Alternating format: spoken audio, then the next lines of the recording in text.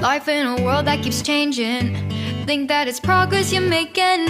Copy and paste pretty faces all the time. Pictures so perfect we play.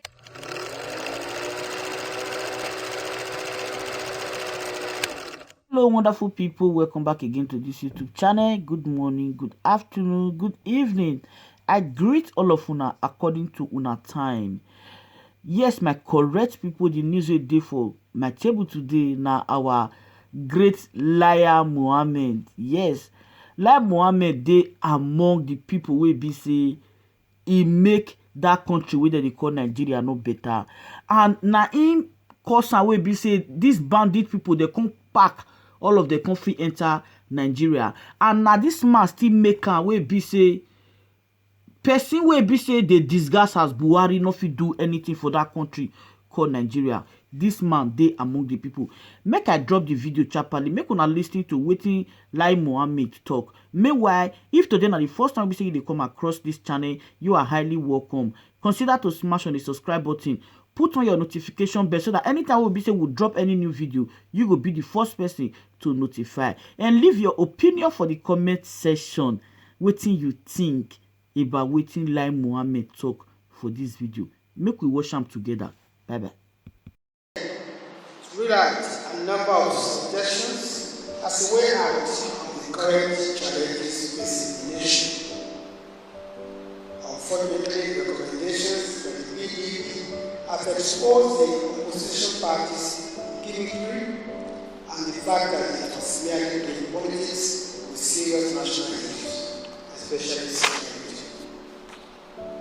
Had it not been so, had it done its homework properly, the PDP would have known that most of those same recommendations were already contained in the outcome of the federal government's town hall meeting on national security was held in Kaduna on the 8th of April this year. The PDP accused the federal government of not engaging and of running a government of exclusion, forgetting conveniently that this federal government has consistently engaged Nigerians on topical national issues, including security, the fight against corruption, terrorism, infrastructure, and farmer-herders conflicts.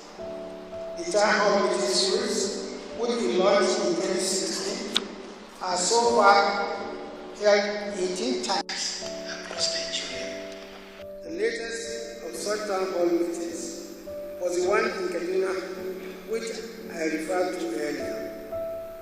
I will go ahead and read the 10-point recommendations from that town hall meeting, and you can then judge for yourself who is ahead of the other. We see setting benchmarks for enhanced security and national unity in Nigeria. The town hall meeting reached the following resolutions.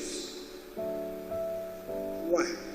That the governance of human society should be based on law rather than the whims and caprices of human beings and must be obeyed by all, as all persons are equal before the law, including the lawgivers. 2. That there is urgent need for political restructuring and not separation. 3.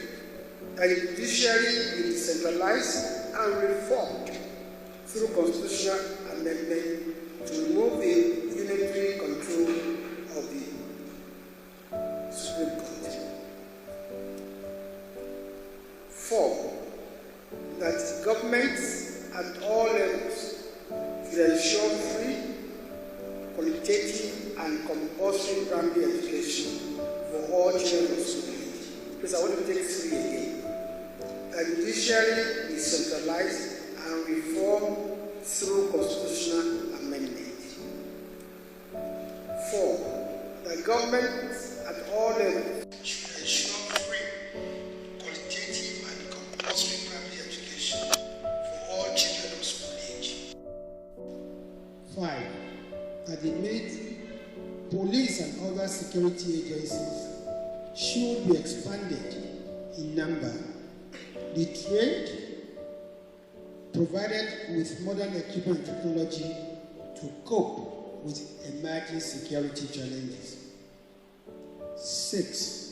That both religious and traditional leaders should be encouraged and promote intermarriage for unity as contained in the 1999 Constitution, as amended, Article 15(3)(c), which prescribes intermarriage among persons from different places of origin of different religious, ethnic, or linguistic associations or ties.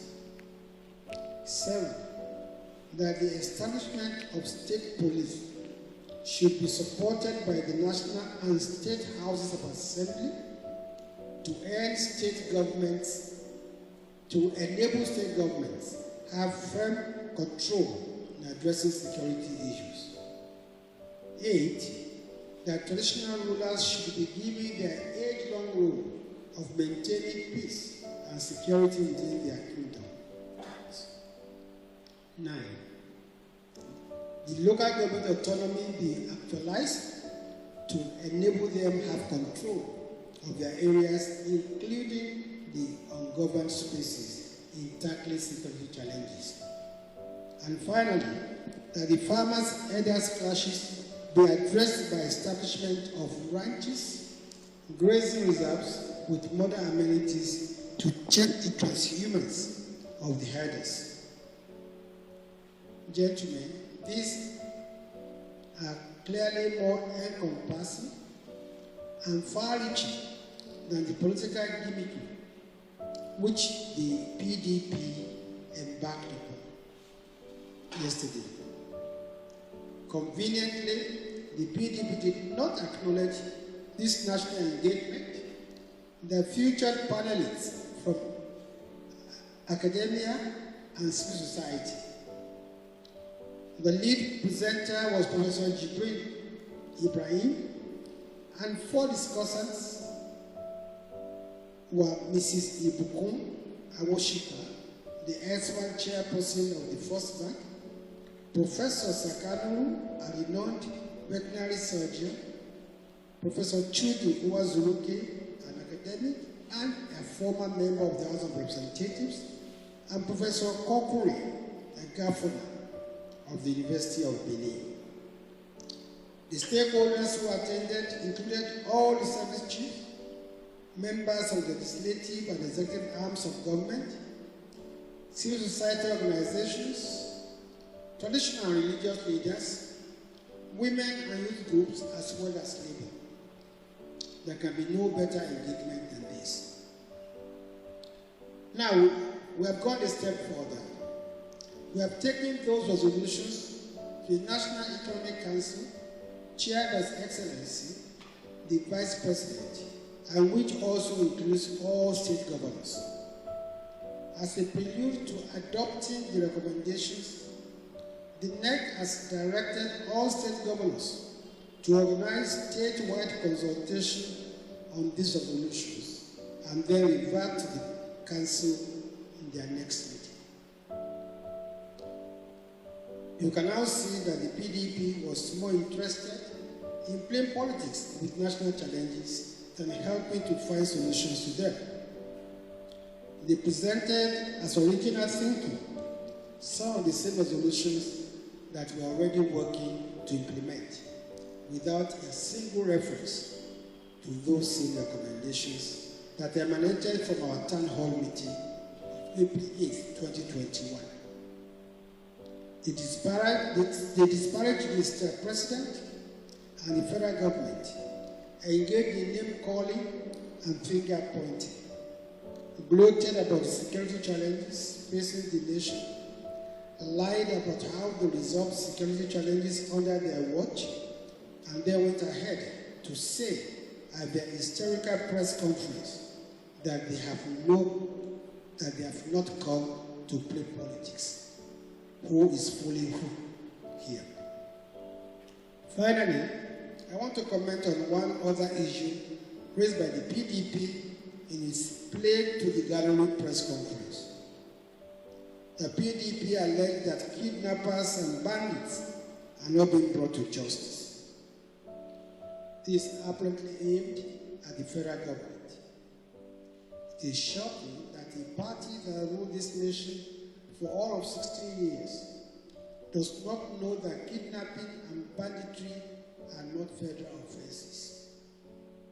The PDP should therefore call out the states, including those being controlled by it, to ensure a rigorous prosecution of arrested kidnappers and bandits.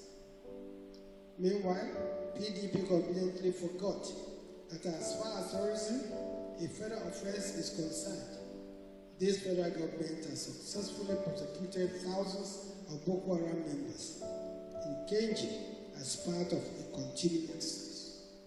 We are now seeking the cooperation of the judiciary to continue with the trial of arrested terrorists.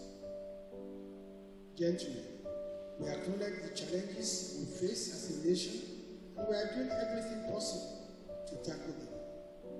We call on all Nigerians to support the efforts of the federal government to tackle these challenges.